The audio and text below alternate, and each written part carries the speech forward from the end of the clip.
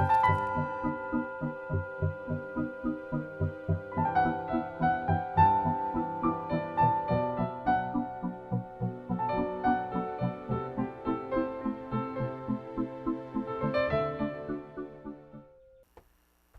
want to present a new way to look at astrological aspects. And it's easy in the sense that I'm going to use the same astrological tools that you have always been using. And there's nothing new added from the outside. There's nothing difficult to understand. But there is some rearranging of what you already know. And when I first came across this, I was amazed. All these years I'd been playing with the various aspects like most astrologers do. And then one day they begin to fit together in a different way, almost like pieces in a crossword puzzle. And before I knew it, all these pieces, these parts that I already knew so well, came together and fit. And before me, like visible in the puzzle, so to speak, was a picture of my own chart, but in a way that I had never so clearly seen it. So I want to share that technique with you, and it's all about how to use the aspects. So this presentation makes it easy for you to learn to look at aspects in a new light. You can see this for yourself really simply. Now, most astrologers already have a particular set of aspects in the aspect orbs that they use. Some just use the standard Ptolemaic aspects, just a few of them. And others of us add to that list one after the other, all kinds of aspects, even to the point of wandering into the various harmonic series. The aspect orbs that we use determine whether that aspect is going to show up on our radar screen when we look at the chart, especially if we're using a computer. And obviously, the tighter the orbs that we use, the less aspects that will show up on our computer screen. And with wider orbs, we of course are going to see more aspects. So before we go further into this, let's agree what we mean by aspects. Take any two heavenly bodies. It does not matter if it's the sun or moon or one of the planets, in any combination. One of those two bodies, one of those two planets or sun and the moon, are going to be moving faster in the zodiac, and the other moves more slowly. It's that simple. The net effect is that the faster moving planet gradually describes a 360-degree circle or cycle of aspects to the slower moving body. The faster moving planet goes from a conjunction with the slower moving body through a cycle or a circle of 360 degrees and comes back around to the next conjunction. This is called the aspect cycle. And it's what aspects are all about. Let's take a familiar pair, a solar-lunar cycle, the sun and the moon. What could be simpler or more traditional than that? The solar-lunar cycle, and astronomers call this kind of cycle a synodic cycle, begins with the sun and the moon conjunct in the same degree at the moment of the new moon. And the moon, being the faster moving planet, then begins to move away from that conjunction with the sun and starts to form aspects, what are called angular arcs of separation. The two bodies are separating. So it starts to form aspects with the sun, the most familiar being the first aspect being the first quarter moon, 90 degrees distance between the sun and the moon. Then comes the full moon at 180 degrees, they're opposite. And gradually the fourth quarter moon, 270 degrees, the second square. After which the moon continues to conjunct the sun again, and we have another new moon.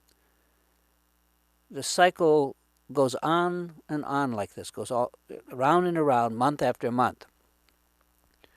And this same type of synodic cycle of aspects takes place with any two heavenly bodies. It makes no difference which two you select. There's always one that moves faster, and then there's one that moves more slowly. Aspects are formed like this endlessly, and it's happening right now in the sky above us. Each planet out there is in the process of forming or separating from one aspect or another and moving to form another one with all other planets.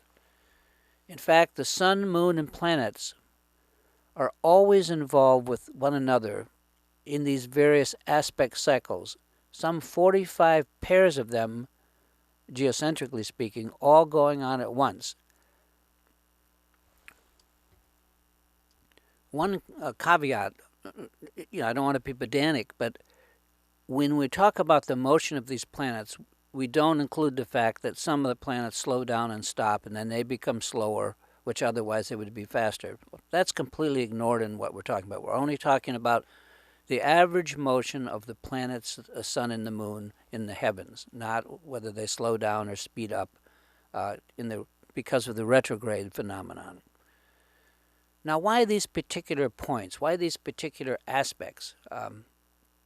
That's a good question, because there are, maybe the answer is that because there are so many aspects possible. I mean, it's infinite. It could be like 360 degrees, 360 aspects. Over the centuries, astrologers have picked certain points on this 360-degree synodic cycle or aspect cycle and agreed that they find them especially significant. And we mentioned using the solar-lunar cycle earlier, the 90-degree points, the square points, square aspect, and the halfway point, the opposition, which is 180-degree separation between any two bodies. And most astrologers add to this the 60-degree points, what are called sextiles, and the mirror image of that, the 120-degree points, the flip of it, the trine. And still others want to include the 45-degree points, which are called semisquares, and on and on and on it goes. If we kept adding points, along this circle or cycle, as I mentioned earlier, we would eventually have all 360 degrees marked out. And some folks do this. And the Sabian symbols by the great astrologer Mark Edmund Jones has an interpretation for all 360 degrees of the zodiac. But that gets pretty complex. So let's back up a moment. When we mentioned the 90-degree or square points on the cycle, and there are two of these in any cycle, for example, in the solar-lunar cycle, there's the 90-degree point that marks the first quarter moon, but there's also the 90-degree point that marks the fourth quarter moon. Each of these aspects is exactly 90 degrees. And few astrologers would want to confuse a first quarter moon with a fourth quarter moon. I mean, one leads to the light of the full moon, and the other leads to the dark of the new moon. And the same is true for the 60-degree aspects, the sextiles, and the 120-degree aspects, the trines. There are two of these in each cycle, in each circle as well. So what are we to do with the fact that there are two of most aspects? They don't just come in one, but except for the conjunction and opposition, there are always two. In modern astrology, almost all astrologers treat the 90-degree or square aspect, whether it's the first occurrence or the second occurrence, as the same thing. No matter whether it's the first 90-degree aspect, the waxing square is what it's called, or the second 90-degree aspect, the waning square. The interpretation is exactly the same. Yet many astrologers would also perhaps make an exception with the familiar solar-lunar cycle we just mentioned above, and they would differentiate between a first quarter moon and a fourth quarter moon. But when it gets to the planets, in all their various combinations, there's usually only one interpretation given. So, in other words, to most astrologers, a square is a square is a square, and so on. However, not everyone agrees, and certainly I don't. It's true that a very few astrologers over and I built the largest astrological library in the world, so I had plenty of opportunity to look at anything that was written about this. So it's true that very few astrologers have pointed out to the rest of us that, reasonably speaking, we ought to interpret a waxing square somewhat differently, from a waning square, just as we do or think we do in the solar-lunar cycle. Now, most notably, these astrologers are people like L. Edward Jandro, and in particular Dane Rudhyar. Both of these authors, their writings have made it clear that we're missing something very important. Information is lost by grouping all squares, all sextiles, all trines, etc., and interpreting each pair in the same manner as the same aspect. Now, what are they trying to tell us? If we read these authors, and I have in detail and spoken to them, some of them, and and other astrologers have written about this, here is their message to us, and I'm going to paraphrase and summarize what I believe they've said. They say something like this: these cycles, these synodic cycles, these 360-degree aspect circles or cycles, are actually living events in the heaven above us. They have a beginning, a middle, and an end, just like life. They start at the point of conjunction of the two bodies. They extend gradually out to the opposition, and then they come back to the next conjunction. Now, it can be important for us to know, when we speak of an aspect as being a square, which are we referring to? Are we referring to the square at the beginning of the cycle, or the opposite square at the end of the cycle? For example, if you asked me to help you plan a social outing, and I told you to have your social event after the square aspect between the sun and the moon, it would be important, according to the tradition of astrology, to designate that it is the waxing square. That's the one after which you should hold the party, and not the waning square. If you threw a party after the waning square, you would be holding it right before the new moon. And the dark of the moon in both Eastern and Western astrologies is more of a time to hunker down, not a time to gather and celebrate. Everyone knows that it's the full moon. That's the time to get together, to have a party. Anyway, do you get the idea? I believe most of you who are astrologers who are listening to this would agree. So we have this discrimination for the solar-lunar cycle, but we don't extend that to the planetary aspects. Now, why is that? The point is that according to Dane Rudhyar and others, we should discriminate in our interpretation between what are called waxing and what are called waning aspects.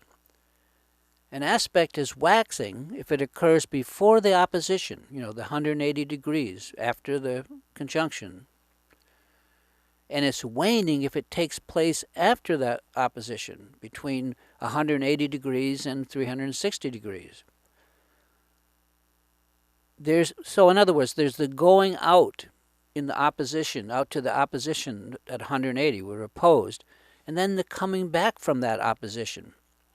So therefore we would have a waxing square and a waning square. And the same goes for sextiles, the 60-degree aspects.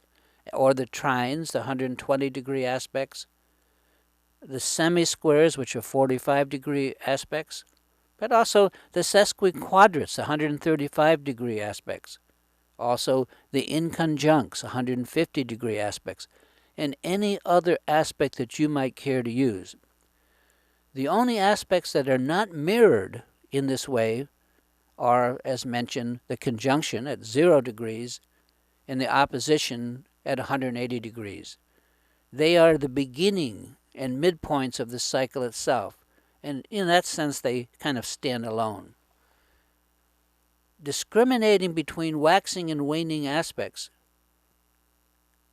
takes us a long way to reinvigorating our astrological interpretations. The question of how the interpretations should differ between waxing and waning aspects of the same aspect, now that's what I want to get into here. But first there's a more important point to be made about the wholeness of cycles as they relate to any individual aspect. And I want to talk a little bit about what I call inconvenient aspects. Now, while it may have been a great convenience to astrologers over the many centuries to have fixed upon a series of aspects like the square, the trine, the sextiles, and to have more or less ignored whatever takes place in between those aspects. At this time in history, we really need to take a good look at that which we have been ignoring, and that is the essential wholeness or the sense of continuum of these planetary cycles.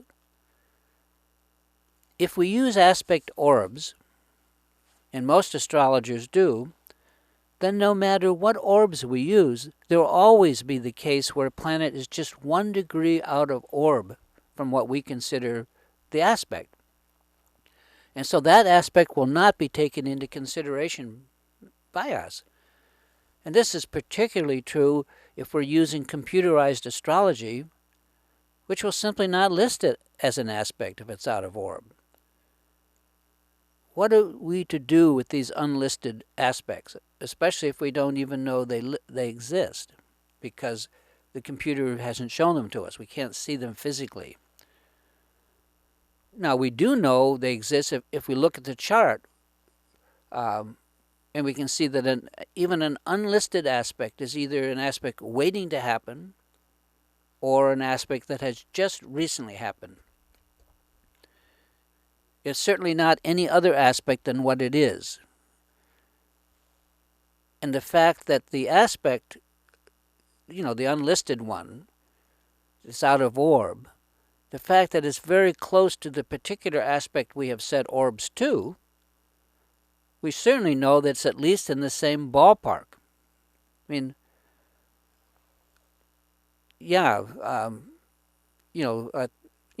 to fail ignorance by a meter or a foot. I mean, that was something I wrote years ago as part of a poem. I mean, who's to set these standards to say that if it's a few seconds of arc or a few minutes of arc or a degree of arc different, it's not an aspect. It doesn't exist for us. That doesn't seem to be a smart idea. I mean, it seems to be a convenience of some kind that actually hurts us.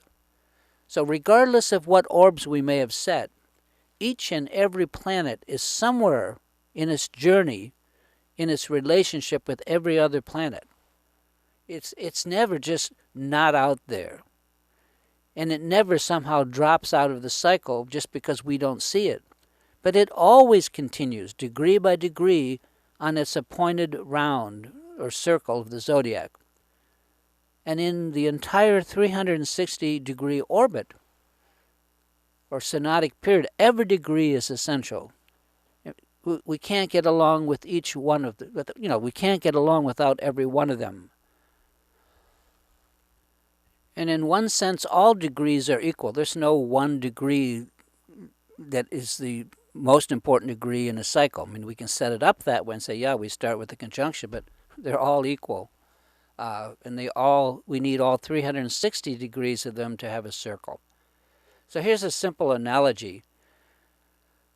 maybe not too simple, but it might point out two areas where we as astrologers could be missing out. Let's say that, for instance, I live in Big Rapids, Michigan. Suppose I were to send one of my 3 daughters on a round trip to Ann Arbor and have them go in a great circle by way of Kalamazoo on the outgoing leg and the city of Flint, Michigan, coming back. And let's say that Kalamazoo, Michigan, which would be in the waxing part of that circle, that's one of the stops, one of the aspects that she makes along the way, and that I want to designate as a key point, like an aspect. That's something I want to put orbs on or whatever. Now, I've placed it in this map, placed that city, Kalamazoo, at the 120-degree aspect point from Big Rapids, Michigan, where I live. Now, that's the trine aspect in traditional astrology. But if she calls me on the phone as having car trouble and I say, "Where are you?" I don't only want to know when she's in Kalamazoo exactly. I want to know where she is any time in between, because I might have to send someone to help her. Now, this is analogous to setting absolute orbs on aspects and then completely ignoring the planet and the aspect if it falls outside of the orb. My daughter tells me she's broken down just outside of Kalamazoo, even though she's not within the orb I set for Kalamazoo. The place she has broken down, no matter where that place happens to be, is information I absolutely need to have and that's useful. It tells me a lot. For example, it tells me if she's still on her way to Ann Arbor waxing or already on her way back waning, closer to Flint, Michigan.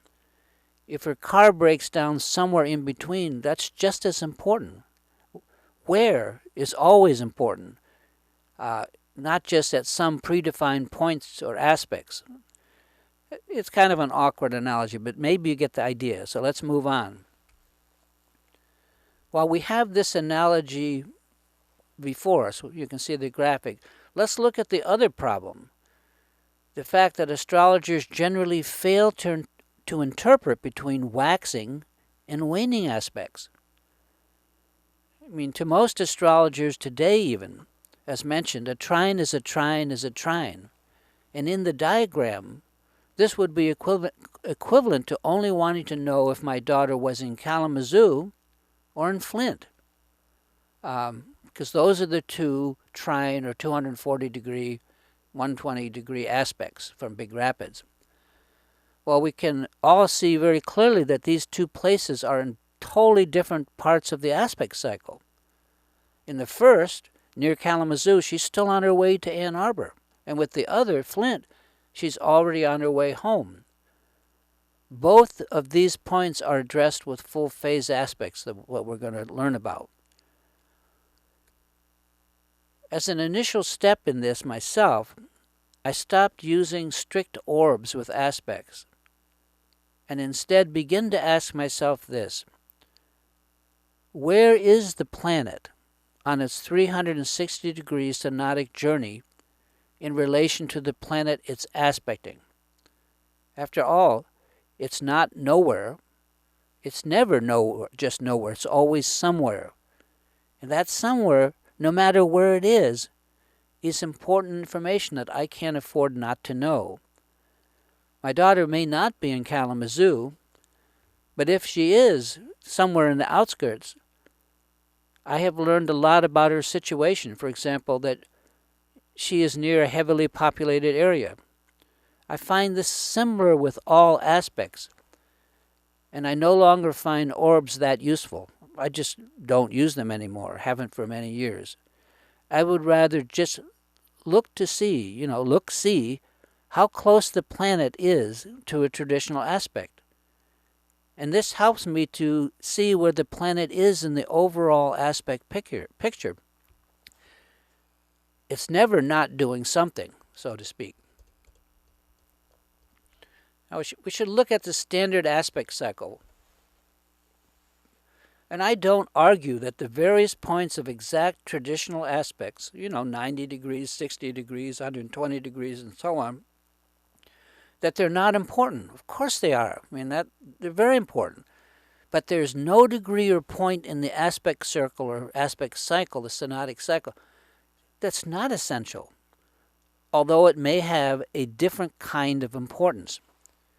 Perhaps we've never inquired about the kind of importance of each area of the cycle. We've just, for our convenience sake, just sorted out a few basic aspects that we're looking for. Now, in my experience, after a short while, I found myself doing away with the concept of there being any point in the 360 degree cycle, synodic cycle, aspect cycle, that is not somewhere in the vicinity of some major aspect, at least the ones that most astrologers use. For example, using what I consider the most commonly used aspects,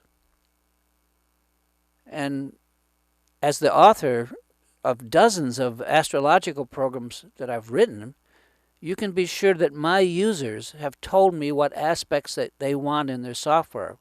And those aspects in general, these are the most common ones. I'll just run through them, show you the list here.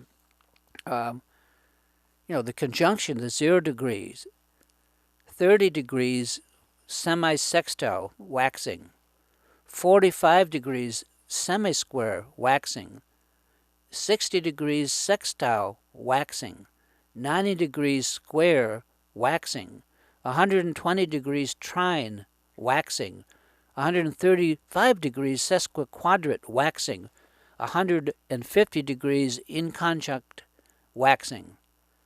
Then, of course, 180 degrees opposition. Then we just go back on the waning cycle. 210 degrees is inconjunct, it's waning. 225 degrees is sesquiquadrate, it's waning. 240 degrees is a trine, that's waning. 270 degrees is the waning square. 300 degrees is the waning sextile. 315 degrees is the waning semisquare. And 330 degrees is the waning semisextile. Well, what about orbs to these things? What I gave above are the 16 most commonly used aspects. And if you have to have orbs, instead of trying to set some arbitrary orb, let's just divide the space between any two of these 16 aspects in half, or in any way that you want, and use that midpoint in space as the marker as to the end of one aspect and the beginning of the next. And for now, let's not play favorites, giving some aspects a little more space, greater orbs, and others less. You can do that, of course. For instance, I find that the semisquares are very important, and yet most astrologers use reduced orbs when considering them. Why bother? Just look at the chart. Look at where the planet is in relation to what's the next aspect and what's the one they just left. And using this method, there are no unaspected planets, because there are no unaspected planets. A planet is always in the general area or ballpark of one of these traditional aspects or another. And if it's not right on top of the aspect, then it's forming, coming to be, or it's past the exact point in the process of separating, fading away. Either way, there's still the flavor of that aspect around it. And looking at the chart this way, each planet is always at a very natural point in relation to every other planet. It's never unaspected. We can see at a glance what exact phase of a cycle a planet is in as it relates to any other planet. We don't even have to measure, because it doesn't really matter, for we can just look at the chart and get a ballpark idea of each relationship. Maybe this is perhaps some kind of holistic way of looking at aspects. So anyway, I thank you for your patience, and we're getting there. We're almost there to what I'm trying to present. But there's one little twist that I want to tell you about, and I hope that it does not throw you off track. what we've been looking at so far here is what is called the phase relationship, or the angular separation of one planet to another. And we can divide this cycle or circle of aspects between any two bodies into as many phases or parts as we wish. Yet we will always want to know if the faster moving planet is in a waxing phase before the opposition or a waning phase to the other after the opposition. As in, like, is the angular separation between the two bodies progressing to the opposition, the equivalent of the full moon in the solar-lunar cycle, or is it progressing back toward the conjunction, the equivalent of the new moon in the solar-lunar cycle? In the first case, the angle is waxing. In the second, it's waning. This is what we need to know. Looking at the chart, it's not difficult to examine any pair of planets and decide which is the faster moving planet and which is the slower moving planet. And by faster, as I mentioned earlier, or slower, I don't mean is it faster or slower on a given day. A fast moving planet like Mercury might be retrograde on a given day or stationary, meaning it's not moving at all. At least that appears that way. What we mean here by faster or slower, we mean the traditional sense of the speed of the planets. And I've given a list here to look at from fast to slow. So just to recite them, in speed, the moon is the fastest, then Mercury, Venus, Sun, Mars, Jupiter, Saturn, Uranus, Neptune, and Pluto. That's the order, at least in terms of speed that you should use, not whether at any given moment it's stationary and not moving or even moving backward. We just forget about that. Let's talk about the open wheel. I find it most helpful to view the planets in what is called the open wheel, or sometimes it's called a 360-degree chart wheel. And this is where each degree is given equal space. It's very democratic. And that way we can better see the various arcs or angular separation that separates any two planets or bodies. However, it can be tedious looking at each planetary pair and having to figure out in our mind or remember which is the faster and which is the slower, because only that will tell us if the aspect is waxing or waning. And therefore, we would know which phase of the planets, which phase the planets are in one to the other. And here's where it gets a little complex. To make this easier for myself, I made a very simple program that does this for me so that I don't have to twist my mind around all the time. And it lets me look at any planet one at a time in relation to the rest of the planets. And I'll show you this, and I'll just tell you about it. I simply place the planet I'm interested in at the top of a 360-degree wheel and place the other planets around that wheel in their various angular relationships to the selected planet, the one that's in the focus. But here's the twist, and it's one of those what I call switch twists, that on or off. They're the most confusing things in the world. Are we on or are we off? But the chart wheel shown here represents the 360-degree cycle of any two planets or bodies. Here I'm using the sun as the center. If I place any single planet, the slower planet, at the top of the chart, at what we could call the 0-degree point, here I put the sun, and then watch the aspects the faster planet makes to that point, you have the diagram shown here. Only here I've placed all of the planets on the chart wheel, each in the particular angular relationship aspect that they have in my natal chart. For example, Venus was separating from the sun in my birth chart, and Mercury was applying toward the sun and about to conjunct it. But don't be lulled into thinking this is just my natal chart we're looking at here, with the sun placed at the top point and the rest is spread as they are. It's a little more complicated than that, but not much. This method of charting places the waxing planets on the left side of the chart and the waning aspects on the right. just as they aspect each other in the natal chart.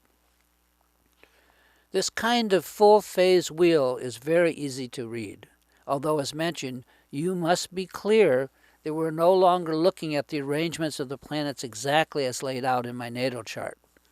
Let's look at an example.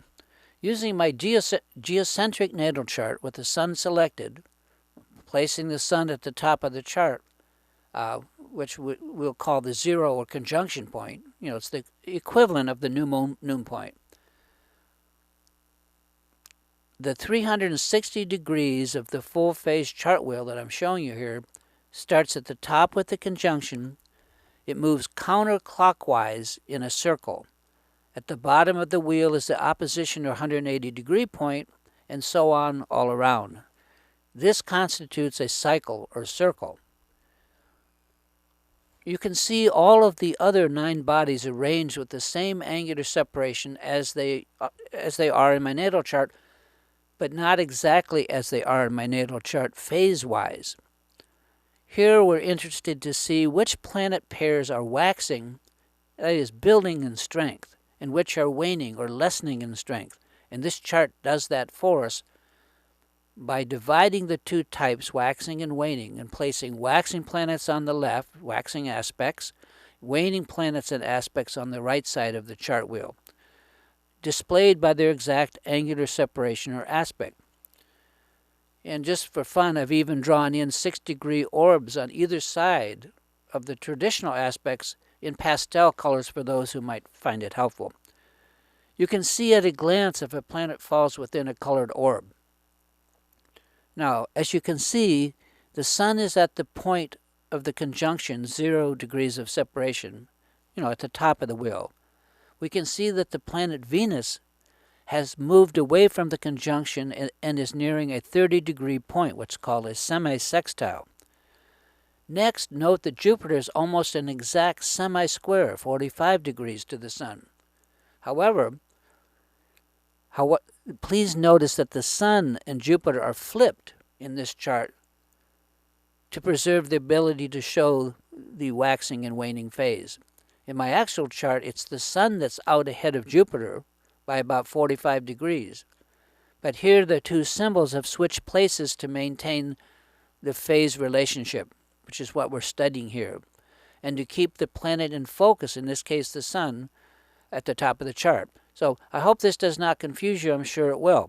Once you understand it, it need not bother you again. So take time to think it through. You can see that my moon is in the 4th quarter, 360 degrees, which is sextile to the sun.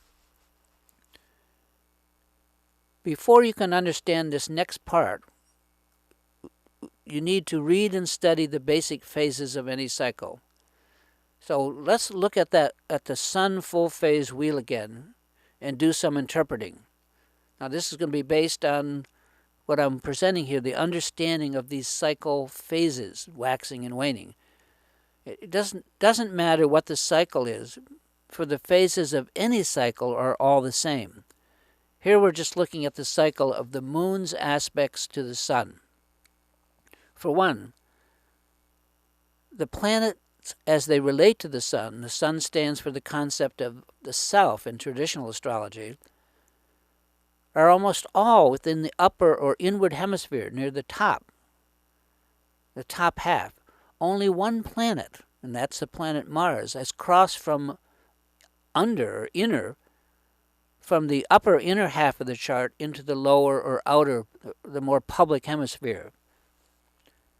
This would suggest not only that Mars is very important in myself, my sun expression, but it's perhaps the only or the main way that I reach out from within to the outside world.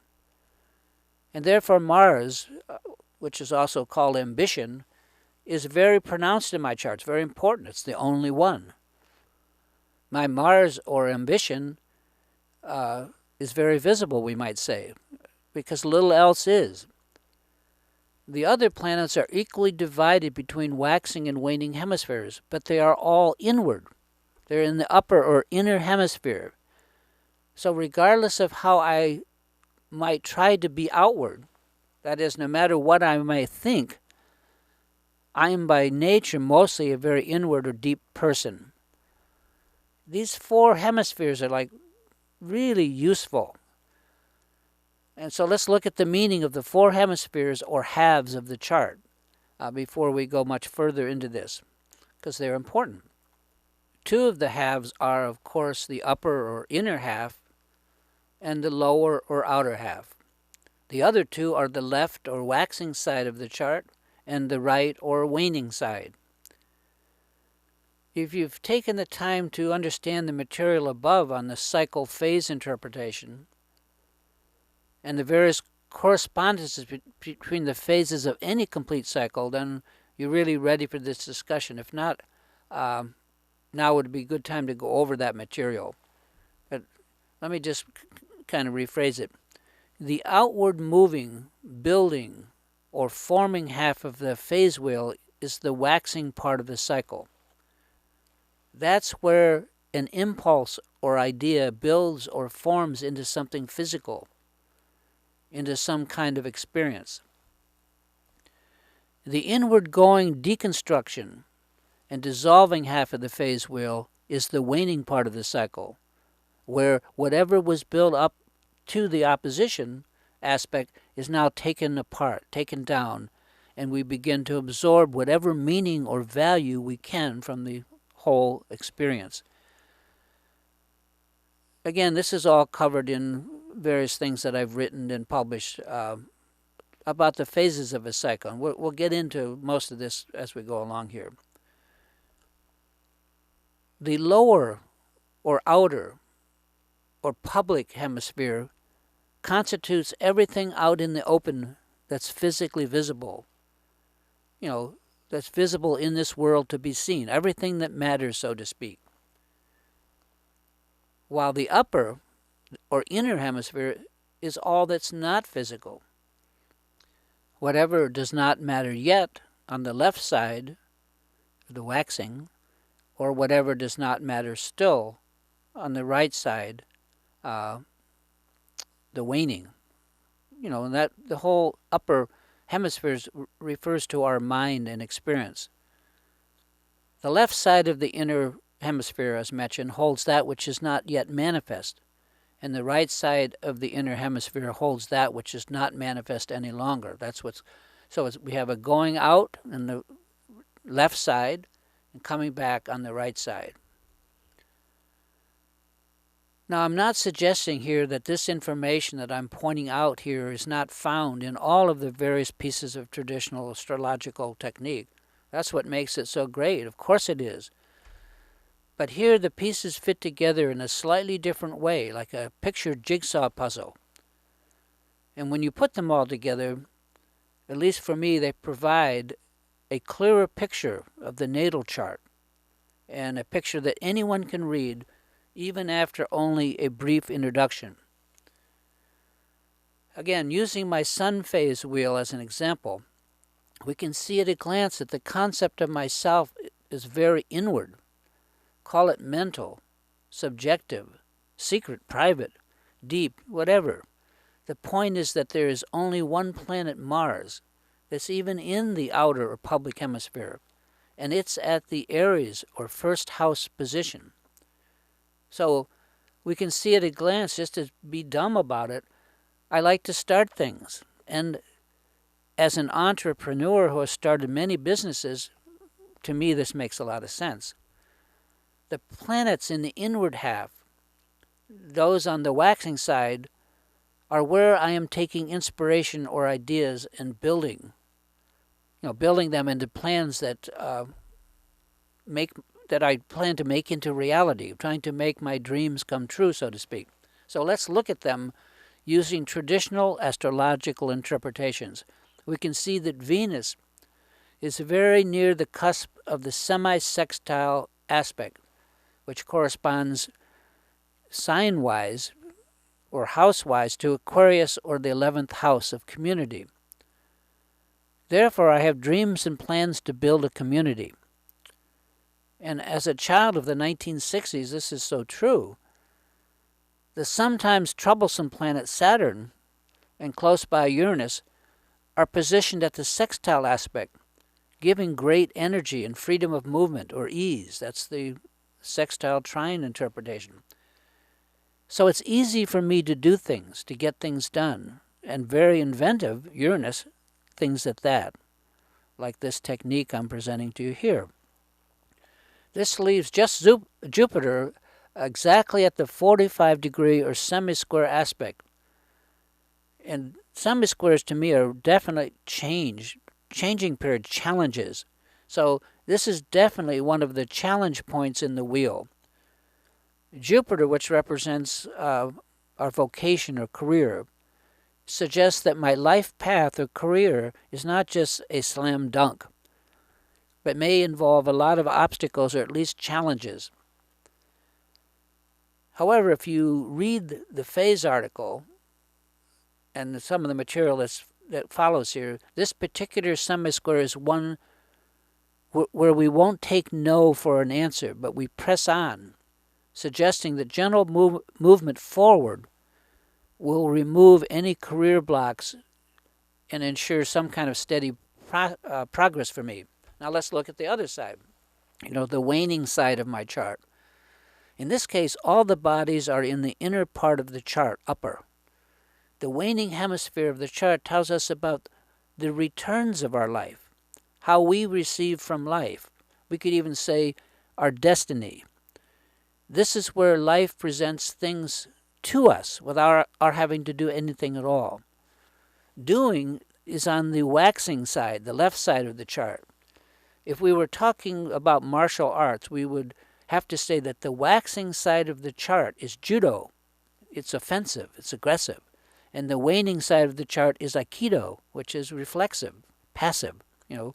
With judo, we strike outward. With aikido, we passively use force and momentum that's already in play to our advantage.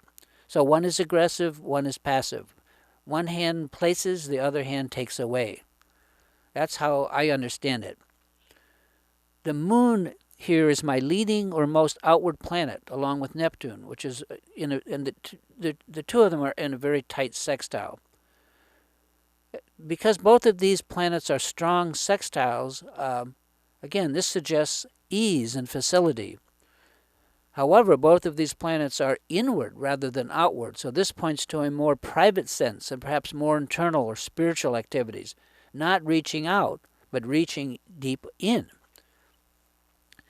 And it's a fact that I played music for the public, but always from a very inward or shy stance early on. So you get the idea as to how I'm interpreting here. You don't have to agree with interpretation. I'm just showing you how to do it. Use your own, of course, and you must. You have no choice. Mercury and Pluto, as we can see here, are much more inward, with Pluto being my most inward planet on the receptive side. So my interest in occultism and initiation on a somewhat inner or deep level is indicated here. It might be. Anyway, I've always hated the part of astrology where each astrologer I meet or read begins to delineate their own chart or some famous person's chart, usually Hitler, which is the last person I want to look at, and they go through it point by point. Now, in all my life, I've never done that until now. And all I can say in my defense is that until now, I have shown great restraint. And I waited some 40-some years before doing this. And I only do it now because I feel this is a technique that's really very special, at least for me. So please forgive me for going on a bit, but I'm not the Lone Ranger. I'm not the first astrologer to do this. And I'm only doing it to make it easier for you by revealing what I would do just in my own mind. And there's something else. When I first looked at these phase wheel charts, and by the way, these charts can be pain in the butt to produce, but they're part of a program that I no longer own the company, Matrix Software, but it's called Blue Star. The Blue Star program, which is not that expensive and does an enormous amount of stuff, has a complete chart wheel section that does this all for you. You can put any planet up on a phase wheel and do what we're doing here. So I'm not making any money from it. I'm saying save yourself a lot of suffering and get something like that and then enjoy this technique. Anyway, when I first looked at these phase wheel charts, of course, I was kind of fascinated. But I also gave in to what I believe is an ingrained habit with many astrologers of trying to make the various planets and aspects fit my preconceived idea of what things should mean, particularly when it comes to look at my own chart. But what I learned, and this is really important, and I learned this gradually, unfortunately, was that this habit of preconception on my part removes all the opportunity to really have your mind open. That is, when I pigeonhole every factor, shoving it into the nearest available interpretation, I effectively avoid having any new thoughts. And this fresh or new thought thing I find super important. Now, gradually, I found that if something did not make sense that I'm seeing in the chart, didn't fit me as far as I'm concerned, it didn't fit in with what I felt to be the, quote, way I was, instead of having to force it into some familiar interpretation, I learned to just leave it alone and let that factor tell me what it has to say. Now, these charts, in my opinion, don't lie. And the planets are just where they are, not where I might like them, where I think they should be. And we don't even need a birth time to use this technique, although with the moon, of course, since it's fast-moving, that would help. On the waning hemisphere of my sun full-phase chart, we have Neptune and the moon in the sextile phase, but both very close. These are my most outward-oriented planets. And being waning, this is where I reap, or where things come most easily to me. Remember that the waxing hemisphere is where we build and invest, and the waning hemisphere is where we deconstruct and get our returns. One hand puts the rabbit in the hat, and the other hand takes it back out. Now, if we look at my moon's phase wheel, and here it is, we have a very different story. In that chart, Mars is the only planet in the waxing side of the chart at all. So it alone must carry the toll of my investment and outreach. All of the other planets are on the waning side and have to do with returns. With the moon, what the moon or supportive environment around me brings to me, bringing things to me. In other words, as far as the moon, as far as my supportive environment, a nurturing environment in life, things should just naturally come my way. And here, look at Neptune is the sole planet out in the public or outer hemisphere. So my Neptune is very conspicuous. Perhaps it makes sense that I was a musician when I was young. I founded the largest music database on the planet and one of the two largest film, all Neptune-related databases on the planet. The All Music Guide and All Movie Guide. And even today, I'm a very Neptunian astrologer. So my Neptune is very outwardly prominent. This is even more clear if you look at my Mars phase wheel, where Neptune is right in the middle of the house of experience, right out there for everyone to see, and indicates how I manifest myself to the public through Neptune. So Neptune apparently is my way to manifest outwardly. And it's interesting that I found the largest music database, as I mentioned above, on the planet, and one of the two largest film databases. Both topics connected to Neptune. So this is how this technique can work, and I'm just interpreting it simply for you. Of course, you each have your own, astrological associations.